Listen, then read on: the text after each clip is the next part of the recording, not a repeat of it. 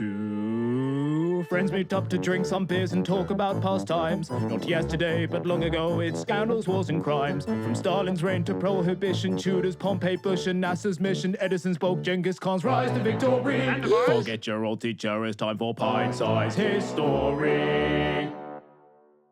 Hello and welcome to the Pint-Sized History podcast with me, Zack. And me, Joe. And today we've got a special podcast planned for you. One that I have no idea what we're talking about today. But regardless, if you are interested in hearing more of this podcast, then please remember to like and subscribe and follow and skip this part 10 seconds on because you can't be fucked. Shilling greedily here. Can't wait to get more subscribe. followers and monetize my podcast so I can do this for a living. Joe's got a thrilling episode planned for us today, haven't you, Joe? Yes, I do, actually. Yes, you do. We are going to be talking into something that's quite a fun little story, something that I found out only a few days ago, and I thought it was really fun, and just a story I had literally no idea about, and I don't think Zach has any idea about either. And if you've clicked on this episode... Don't doubt me yet, Joseph. Don't doubt me yet. This brain's got an awful lot of cranium to it. That's true, it does. We can see that, big head. So, with the episode... I'm actually very insecure about the size of my head. Carrie Really? Carrie I didn't know that. piss out of me, because, like, if diagonally... Your head's not that big. Diagonally, if you look at my head, like, from my chin to the back of my head, like, sideways on, there's an enormous length of head. I just not noticed that, personally. The ego, however, I've noticed that very easily. You bastard. If you've clicked on this episode, then you have probably clicked on it due to the title itself, which is The Strangest Battle of World War II. And that is a very odd title, because you think, how could it be strange? What counts as strange? What makes a battle strange? And this is actually the nickname of the battle. In fact, if you were to type in The Strangest Battle of World War II, you'll get the story I'll do it now. that I'm going to tell you today. Do it, okay, but don't spoil it for yourself. But yeah, you can do that. Well, why is it The Strangest Battle of World War II? Well, the reason is because this is one of the only two times that the Allies powers in World War II, worked alongside German troops, alongside the German army rather than fighting it. Like I say, this actually had happened at one other point, but this story itself is ridiculous because you've essentially got so many different characters. And it's not just the fact that it's Germans and the Allies. There's more to it than that makes it even more bizarre and even more ridiculous. In fact, I'm sure you'll say at some point in the next hour how it is unbelievable that this story has not been made into a movie.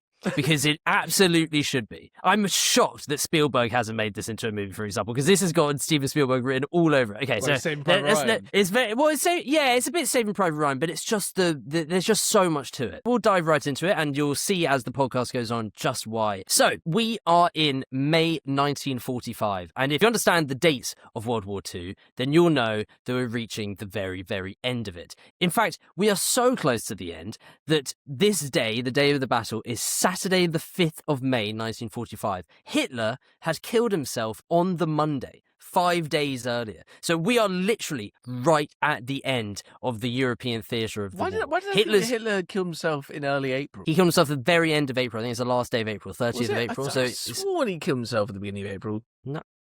It was May. May. Well, think about it. Yeah, they're right. Yeah, funny that. I mean, think about it. If the war ends, if V-Day is in May, then why did the Germans didn't take an extra month and a half to get over it? No, there was some fighting happened after Hitler died. Like this battle, but it all happened very, very quickly, and very soon it was short. I mean, literally, the Soviets were about to reach Berlin within days. Mate, the reason he killed himself was because the Soviets were literally about to reach his bunker in Berlin. You can't so that's how close they are. Gen Alpha slang when you're talking about World War II events. That was fucking chop, bro. That was chop. I fucking can, and I will. It's a good point that you make, though, is that this is something that we don't really think about. Wars don't end automatically when, the leader commits suicide. Like, there's still the occasional skirmish here or there, even when a conflict is like right at the end. For example, the news is scattered. Is he actually dead, or is this some sort of propaganda? There's skirmishes happening because Germans and the rest of the world, but especially Germany, have to digest the news that this really consequential man is now dead. So,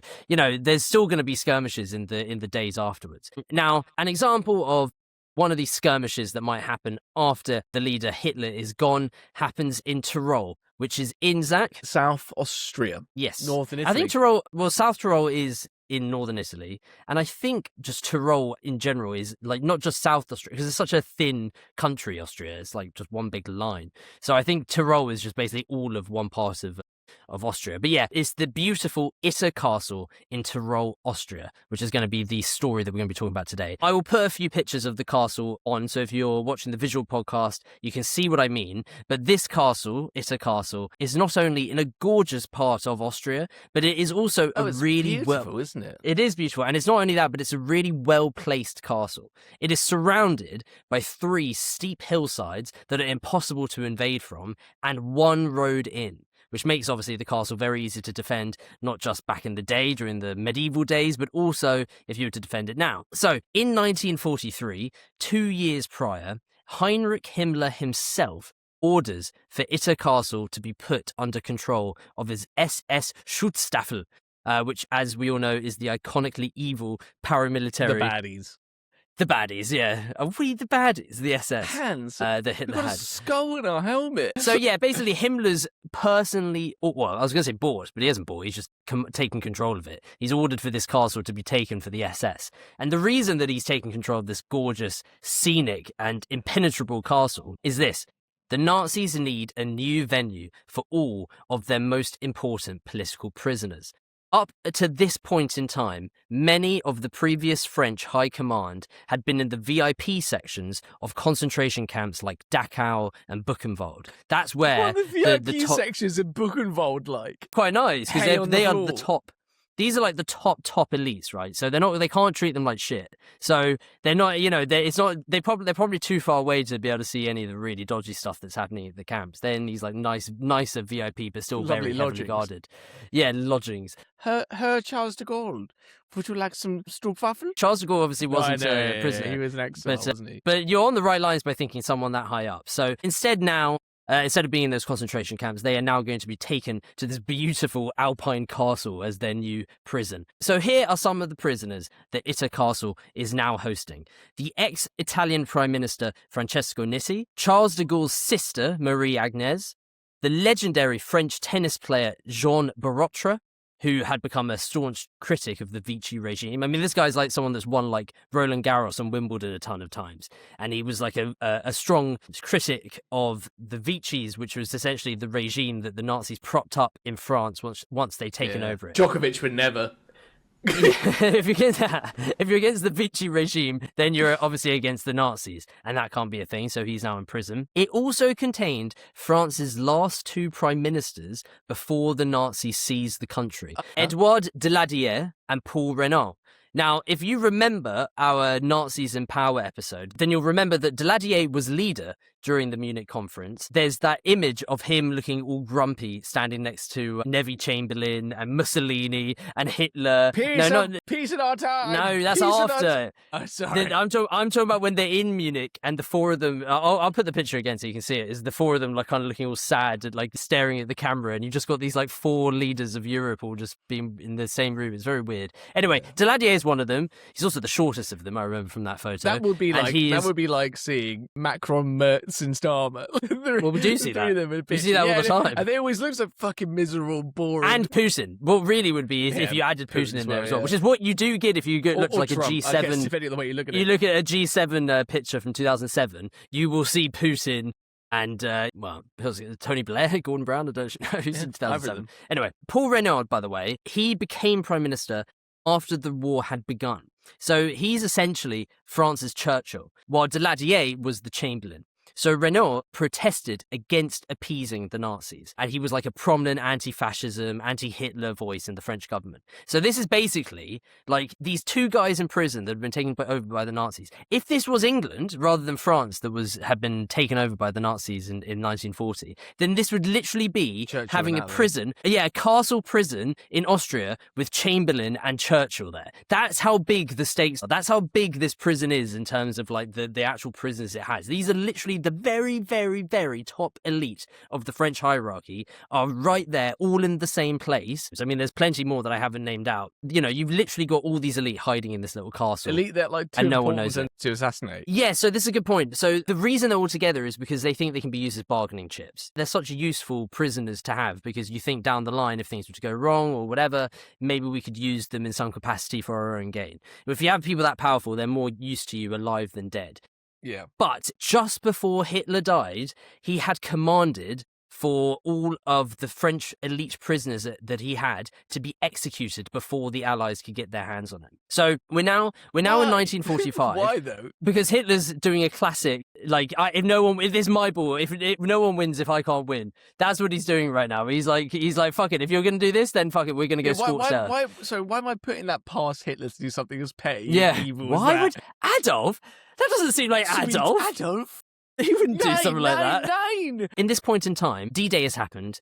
The Americans and the British and the Canadians and all the Allies are on their way to Berlin, as are the Soviets to Berlin from the east. So the walls are caving in, and Hitler's becoming more and more desperate and more crazy. And he orders, very shortly before his death, for all these prisoners to be executed. But as we are approaching May 1945, Hitler has committed suicide in his bunker, like I said, and on the same day as his committing suicide, there is a new commandant that has arrived at Itter Castle.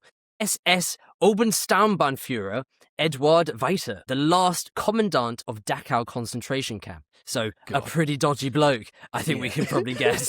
He is probably getting the idea, like many Nazis, that, shit, this is not good, guys, we're going to be cooked. They're going to find all the bodies. So I think they're all realizing just how fucked they are and how they don't want them to be put on trial. So Eduard Weiter, he's literally just arrived at this castle. He's the new leader of this castle. He's arrived and he goes, fuck this, and he shoots himself. As do the rest of his superiors. He walks in, there's a room full of French people, and he goes, I just can't deal with it. I just can't do this. He walks in, they're going, poof.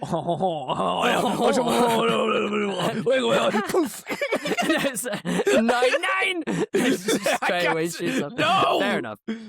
They are so insufferable. Bang! I wasn't familiar with your game, Fighter. No, you're right. He's so spot on. Fair enough. Wouldn't we all do the same? Wouldn't we all do the same? Wouldn't we all do the same? Fucking Marie Agnes going, in the corner again. How about the game of tennis? Oh, fuck this. You're like, fuck, no, absolutely not. Fuck me. Fair play, Edward. Fair play, Edward. Good man. And not good man though. No, he wasn't. He was an awful man. Yeah, awful man. But smart. And that's the same breath. He played his cards right. He's a shrewd operator. But no, he's gone. He's out the picture straight away, as are his fellow superiors. So suddenly, this castle that has all of the French elite, with just a few SS officers who have no leader. And the SS officers like running about like, what the fuck do we do? What the fuck do we do? I don't know what to do. Get back, all of you. And then you just said, I'll go back into the castle. Oh, the French, bang. These guards have been there for a while as well. So they're like, oh, here we go. New commandant. Let's see what he's got. Maybe we get to do some killings. How's it going to work? This is so exciting. He gets in the front door, shoots himself, and they go, fuck, what do we do now? I was looking forward to this. I don't know what the future is for me now. So it's complete chaos. Without a Hitler, without a commandant. I mean, even Himmler's gone, right? Yeah, because he's just in before Argentina right now, isn't he? I don't know where he is physically, but just before Hitler killed himself, if you remember, he fired Himmler because he had caught Himmler trying to negotiate with the Allies. Yeah, so Himmler, the leader of the SS, is also gone. So you've got like no leadership whatsoever. The walls are caving in. They can sense that, you can hear shots. We are so close to the end of the war that in Austria, you can now hear shots on the horizon. Everyone knows that the war is getting really bad from the sake of the Nazis. So, what do you do? What do you take what you can of the castle and run? Pretend you're not a Nazi anymore? Most of them got fucking tattoos. What the fuck do you do about that? So it's like, it's chaos. It is literal chaos. Not the meticulous records that the Germans made. Well, that too. But I just mean, like, if you were to take off your uniform, you'd shave your haircut, try and find an ID of a dead body. That's you could very glorious bastards from you, isn't it? You're desperate, and if you're an SS officer that's committed some really awful things, or just a soldier, then you are going to try and find any way that you can to get out of it. So what ends up happening is this castle is complete chaos for a little while, and after a few days, the SS within it just decide, fuck this. So they all leave. Literally all leave. And suddenly, the castle is completely empty. The French elite inside this castle suddenly have free reign to not just the castle, but the armory, which is full of guns. So they would be ready to fight. But the problem is that while this SS unit has run off, the SS itself still surround the entire area. So even though the French now have control of this castle, they do not have access to get back to safety. They are still trapped within their castle walls. And if they leave, they will just get captured or killed. So they can't leave. You said the French have control of the castle. It's like a select few elite people who probably have no weapons to do so, right? No. There's an armory in the castle. Right, so they have guns. And so they have guns. They have control of the castle. I'm sure quite a lot of food as well, because they're very well taken care of. Actually, you know what? I'll take that back slightly, because it's now towards the end of the war. So actually, they're now having to ration because the Germans are so, they're at their wits' end. They don't really have much anymore. The situation they're in is pretty good within the walls, but the problem is that they know that the orders are to kill them. If the SS find them, the orders that the SS have been told by a dying Hitler is to kill these French prisoners. They know that, and they also know that there are SS all around the surrounding area, meaning that they are trapped and they are still massively in danger, and they could die right as the war is about to end. And that is the conundrum that they now have in front of them. And this is where we meet the main protagonist of the story. Major Josef Gangl, known as Sepp, so Sepp Gangl, had been fighting non-stop in the war for the Germans. Most recently, he had been fighting in the Battle of the Bulge. He was so disillusioned with the war, and he despised the regime, especially the choices that they were making up to the point that they'd gotten to. So secretly, he had started working in cahoots with the Austrian resistance in the area. This is so Inglourious Bastards, this, by the way. He's basically Hugo Stieglitz, isn't it? No.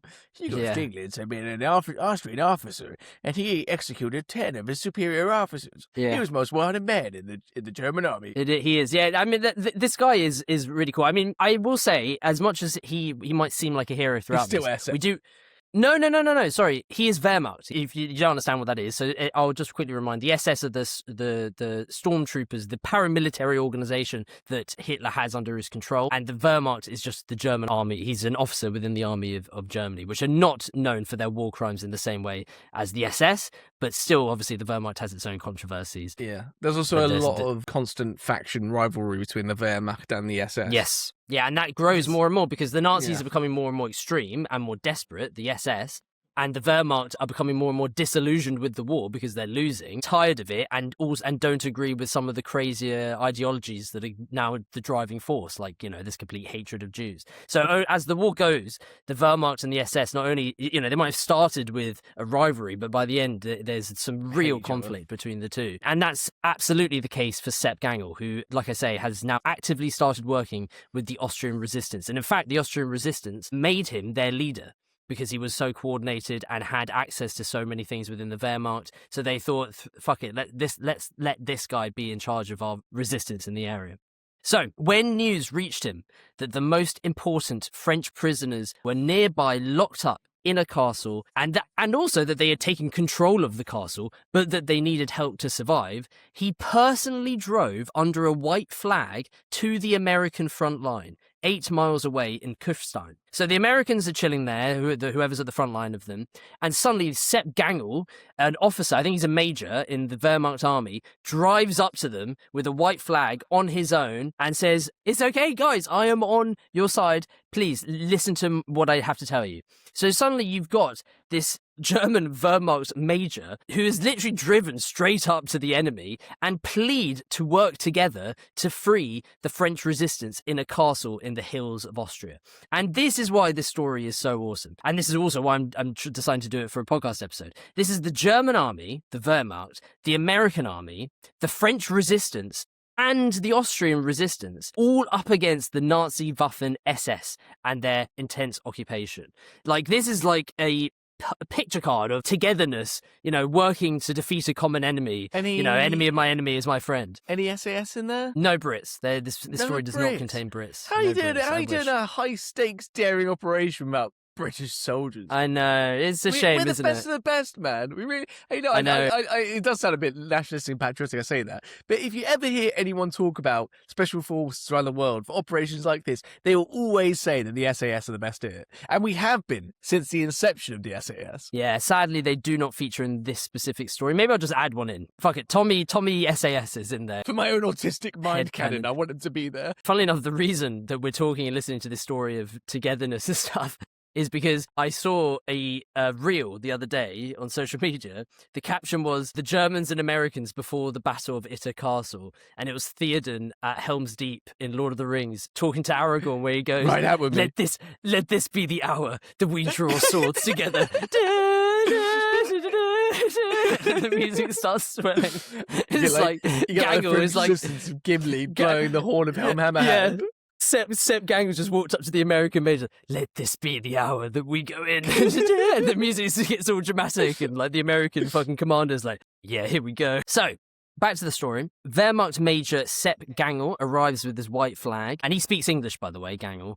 So he appeals to the Americans of this dramatic and dangerous mission, and Lieutenant Jack Lee, who is an American tank lieutenant, meets him and agrees immediately to go and save the castle. American tanks and troops march down towards the castle, but as they pass the Austrian town of Vergel, the Austrian resistance demands that the Yanks keep some of the tanks in the town to protect the town against the oncoming SS. So now they've got another conundrum. They need to go save these French VIPs, but if they just get rid of all their tanks, then what are they supposed to do? So Jack Lee is in a bit of a spot. He's like, what do I do? I think he's got 4 tanks or 5 tanks, not sure exactly. And it's here that Sepp Gangl says to his Americans, he goes, "If you need to leave the tanks here, then I can supplement the force with my own Wehrmacht troops, loyal to me and not the Nazi administration."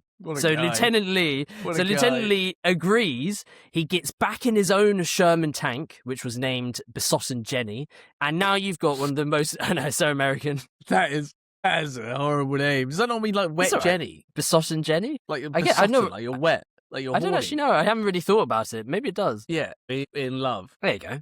It just means in love. Jenny who's in love. That's cute. That's quite a cute name, really. There you go. So take it back. Take it back right now. Sorry. I take it back. What a great name. In love with Jenny. Jenny's in love Jenny with Jenny. Love. No, Jenny's in love. That's sweet. So yeah, so now you've literally got this ridiculously beautiful story of German resistance fighters fighting the disgusting Nazi regime themselves. But nonetheless, they do not have too much to fight with. You've got Lee's Sherman tank. You've got 14 American soldiers. You've got Sepp Gangl, his 10 German Wehrmacht, and the truck that they're driving.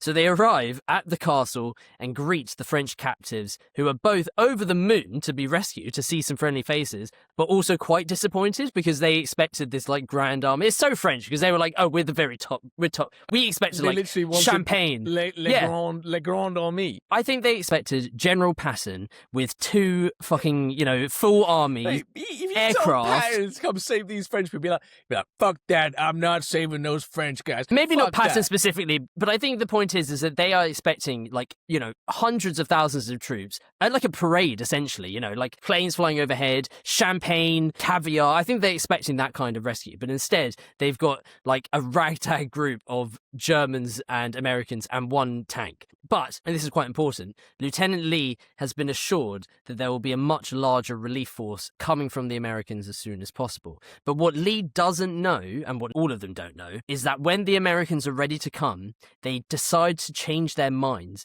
because they don't have enough intel on the situation in the area and they just can't drive blind into what could be a huge SS army. So thus, they are completely isolating Lee and the castle garrison. So, the plan is to protect the castle until that point when the Americans arrive. The sad fact is they don't know that the Americans aren't going to show up.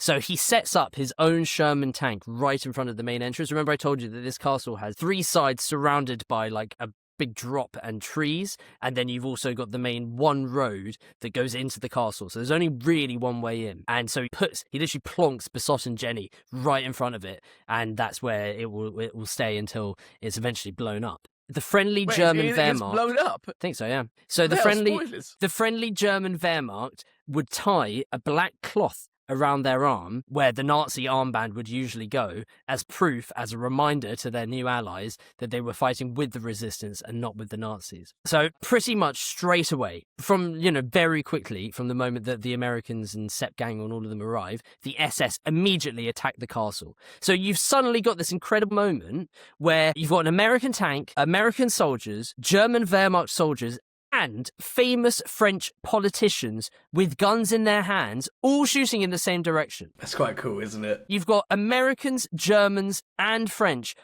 and famous French people, all shooting against the SS. And so the SS troops are attempting to invade the castle, and the American tank is, I think it's just one tank. I don't know if they have two in the end, but I'm fairly sure it's one. It's a bit blurry and a bit confusing, some of the details. But essentially, they're laying down intense fire on the Nazi line. But eventually, the tank gets destroyed, like I said a second ago, and the crew, alongside with the Allied resistance, retreat back into the castle walls. It's very Fury, that moment, isn't it? Yeah, it is. I mean, it's very tank command. You know, this is a story about really a tank squadron, I guess. They are vastly outnumbered. There are hundreds of SS troops attempting to break in. They shoot and they probe throughout the night. This goes on all night. And it gets to the point that the Allies start worrying that they'll run out of ammunition. And in the morning, the fighting ramps up again, even further, because a ton of fresh SS soldiers arrive. You know, they've slept, they've not been fighting all night, and they pile on the pressure. All the bullets, all the weaponry that they're using is slowly eroding at the castle walls. They're managing to hold on. No one's getting injured so far. These French elite and the Germans and the Americans, they're surviving, but they can see that they're running out of ammo, and they don't see any sign of any backup. They can't get any communication out. They're struggling with the communication, and they don't know how much longer they have to ride this out. During the fighting, the ex-Prime Minister of France, Paul Reynaud, rushes himself across the courtyard to get a better angle for the shooting. Literally, the ex-Prime Minister, the last Prime Minister of France before it fell to the Germans, rushes across the courtyard to get a better angle to shoot his gun. And it's at this moment that Major Josef Gangl, the man who orchestrated this whole rescue attempt, ran over to protect the politician. He grabs him and shoves him away, and in that moment, Gangl is shot in the head by an SS sniper. Oh, the legendary German defect, the hero of this story, has been killed in the action. But there is no time to mourn. I guess we have to remember, like, while Gangl's doing some pretty cool shit here, very heroic stuff here, he is still a 1945 Wehrmacht soldier that's been serving in the war the entire time for the Germans. Yeah, no, that is fair. It's actually a very good point, and it's something that I thought about myself. The fact is that while he is exemplary in this story, he had been fighting for the Germans this entire time. As a major, would he know much about the atrocities? Would he be privy to them himself? Is there any, front, almost certainly. So I'm not actually sure. I can't remember much about what his involvement was before the D-Day, because then basically after D-Day, he fights for the Germans non-stop as the Americans and British and the Allies push forward, and he has to continuously, battle the bulge, push them back, get pushed back over and over and over until he gets to the point where he's now defending Battle of the Bulge too. And that was Wehrmacht, so... But that's at the point, but that is the point where he starts losing his cool with the Nazis and starts going, this is ridiculous, why are we... So I guess my point is, you're absolutely right. I think not a solidly golden person. We shouldn't just treat him as if he's this beautiful German figure. At the end of the day, he was also fighting for the Nazis, and only right at the end, when he knew he could back the winning horse, that's when he decides to change over for a good reason. Playing devil's advocate, though, there are plenty of good German men serving in the Wehrmacht because of conscription, stuff like that, A good person doesn't necessarily, he might be thinking of himself when he drives with the white flag and he goes to Lieutenant Lee and he says, we need to go save these French prisoners. Maybe he's thinking about himself and what he could get if he works for them. But he does then go back with them, and he does get in the way to save the ex-Prime Minister of France, Paul Reynaud. I think from that, you have to kind of presume that he probably did have better intentions than many other German officers or Wehrmacht troops. I don't know. But yeah, I don't know. It's tough to say, but it's a good point to make. The SS are still surrounding the castle, and the poor Americans, Germans, Austrians, and French prisoners are in serious danger of being overrun and wiped out. The SS have orders to kill every single person in that castle. So their plan, this is Lee's plan, is what they've discussed, is to retreat further and further into the castle. It's literally like how castles were used in medieval days. So back in the day and during a medieval scuffle, holding the gate and then across the courtyard and then back into the keep. Exactly, castles have many walls. So it starts with the outer wall, then it goes to the inner wall, and then it ends with the keep, like you say. So they were planning to eventually get to the keep and use it as a last stand. They would use bayonets and knives, and they would fight hand to hand if they ran out of ammo. That was the plan. They knew it was going to get pretty dark. They really thought if nothing changes soon, we are just going to have to start hiding behind doors and stabbing SS troops as they come round and stuff like that. I would love this to be a video game. I'm absolutely surprised there's not a video game where it sounds very trivial, calling this like incredibly horrendous day in in the war's history, as I want it to be a video game. But like that would be fucking sick because I love castle video games like Mordhau, Chivalry, and stuff like that, and adding in like the gunfight element against like it's like Nazi zombies, but like Nazi humans. Actual Nazis. Normal Nazis. Just Nazis. Yeah, I mean, I said to say at the beginning, I know that at some point you will say, I can't believe this hasn't been turned into a film. Didn't expect you to say a video game, but fair enough. But you can watch a film. You can be there in a video game. What's your escapism? You know, I play around a golf. What's yours? Well, I hide in an Austrian castle in the Bavarian Alps and fight off Nazis with my French president comrade. I mean, it is literally made for media. Like, it's ridiculous that this type of thing hasn't been brought. Are you sure it's not been? I really feel like it must have been. Good question. So there is one movie that was made about it, and it was actually made last year, but it was made by some indie Serbian US group. And it's Serbian US group, and it's got a 3 out of 10 on IMDb. So I have a feeling it's not very good and not worth watching. Yeah, so really, it's got 130 ratings and it's got 3.5. Can we guys read a review quickly? We should go on, read a review of the Serbian. This came out last year, and it's the only one. This is the only movie that's come out about this story. It is one that came out last year.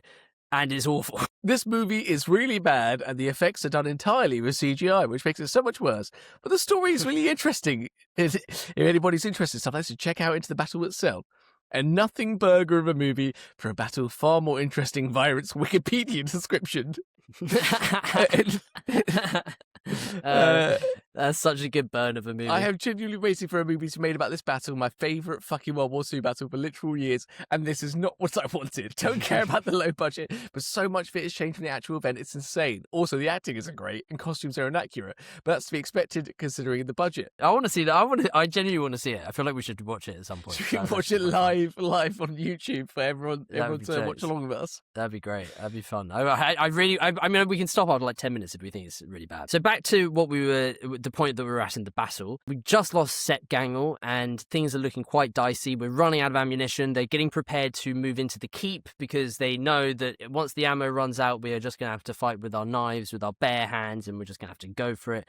And we will die fighting was the mantra. Also, sorry, another thing I haven't said as well is that Gangl was the only one that spoke both German and English. Oh, really? So Lieutenant Lee. Surely some of the French politicians must know. I was going to say, I bet one or two of the French probably did. But you're not in the heat of a battle. You're not going to go, who here speaks both German and English? And And the French person comes over and arrogantly doesn't speak. They do speak English, but refuse to. Like, could you repeat that in Francais for me? And they're like, I would never speak that disgusting tongue. For fuck's sake, we need it. We need help. The guy, the American cabinet just commits suicide on the spot. Yeah, just like the commandant. He doesn't meet her and just takes himself out to be outside that situation. Suddenly, Lieutenant Jack Lee not only has to deal with his own American troops, but now has to try and organize these German troops, these Wehrmacht, that don't speak English, and he doesn't speak German, and he has no way of, how does he tell? I guess for really obvious things, he'd go, keep that way, we go that way, and they hope that they understand. Yeah, there. You there. So things are getting really bad. I imagine if you were fighting in this, it would obviously feel very heroic, but at the same time, you would be thinking, am I going to die here?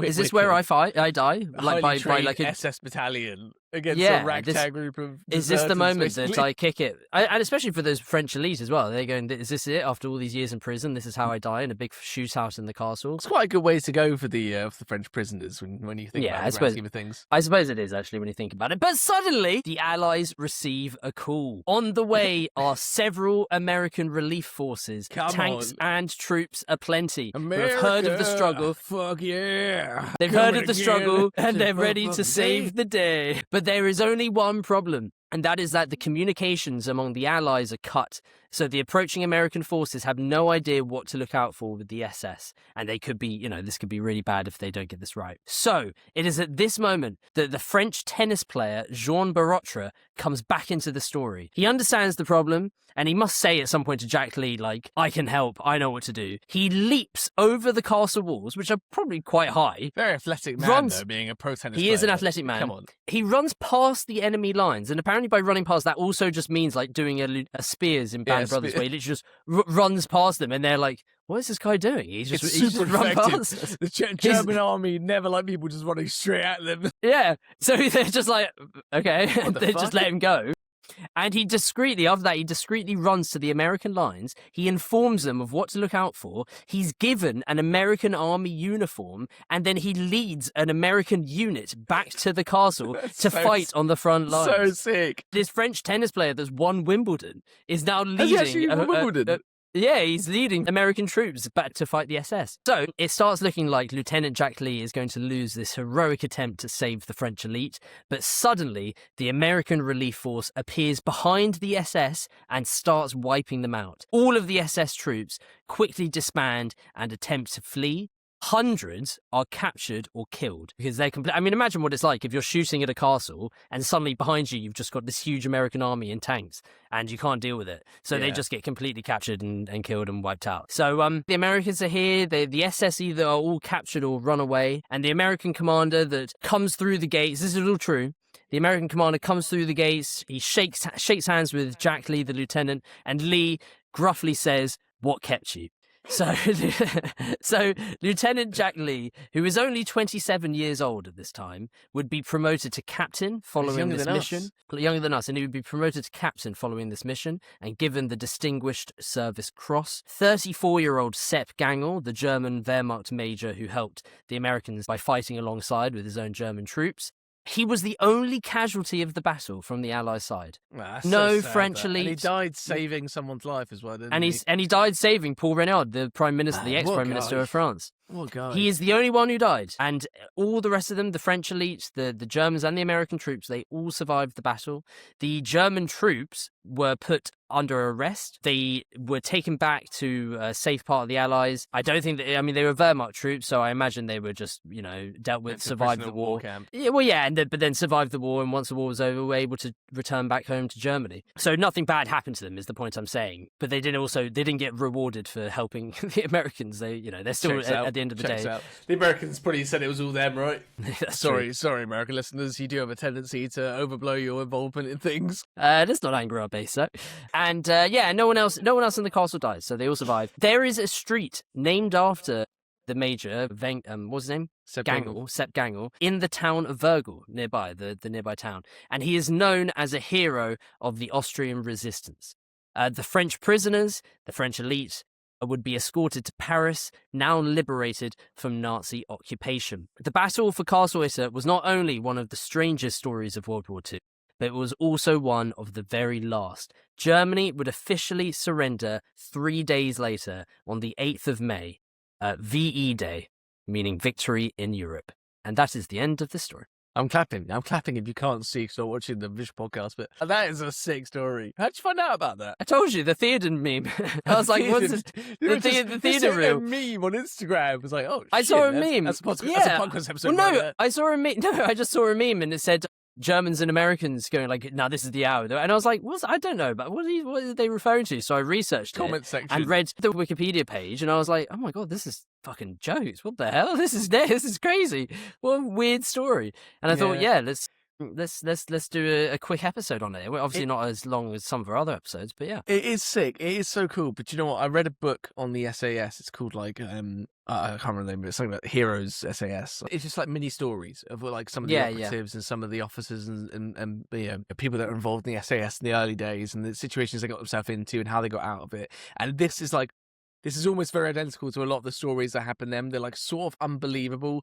Like they sort of defy reality at times because you consider like, for example, one of the guys has been locked up in German prison and war camps in literal castles like Itter like 3 or 4 times and escapes every time. He's considered a flight risk by the Germans and shipped off deep into the German interior and like still escapes. Like It just makes me want to like do a long episode of like the SAS stories SAS. like that, because Yeah, it just like the whole time I was thinking like there are a lot of similarities with that, and some of the, I think you absolutely should. that's the thing about like World War II history is like these crazy stories, they almost are transcendent above everything else that's happening, because you think if something so dark, how could these like miraculous recoveries and rescues and like sieges happen, like involving few men and like extraordinary feats of heroism, but like they're not isolated incidents. There are quite a few of them. That's why World War II is such a treasure trove of so many incredible stories. And we actually, in our very first podcast, did an SAS World War II story when I told you about kilt and helped wearing the French. Scot. Yeah, he was the kilt-wearing Scot that would fight the Germans everywhere, and they couldn't capture him and stuff. And so, yeah, you get a ton of these stories. I will know, though, that I have just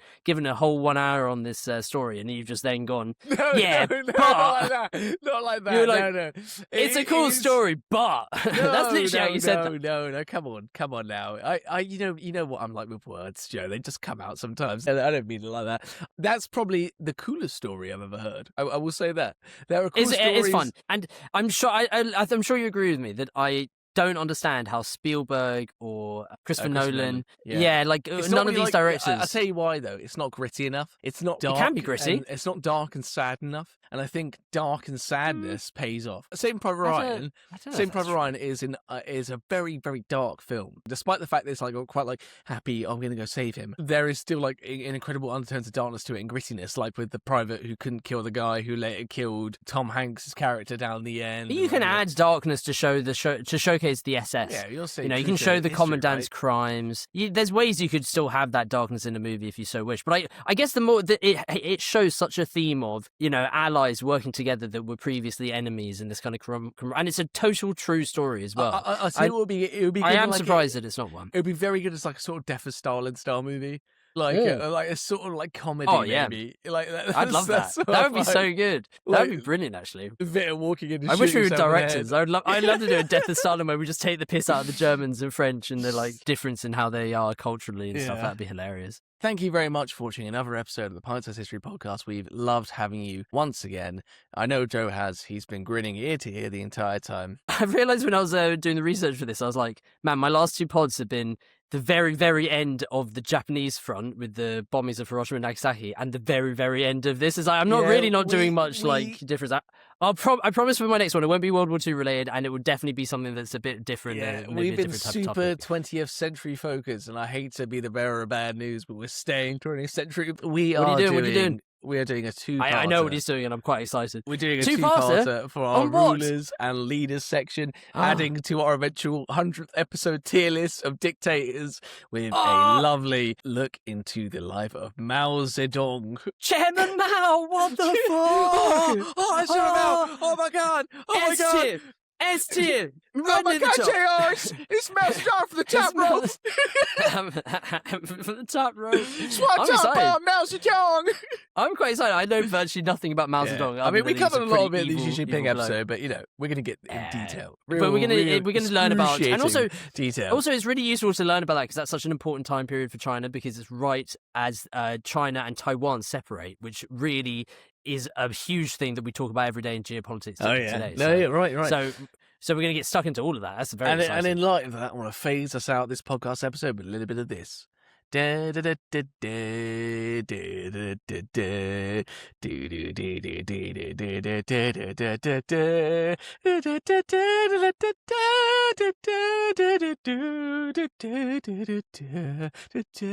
a Hearts of Iron China soundtrack. All right, see you guys in the next episode. Bye.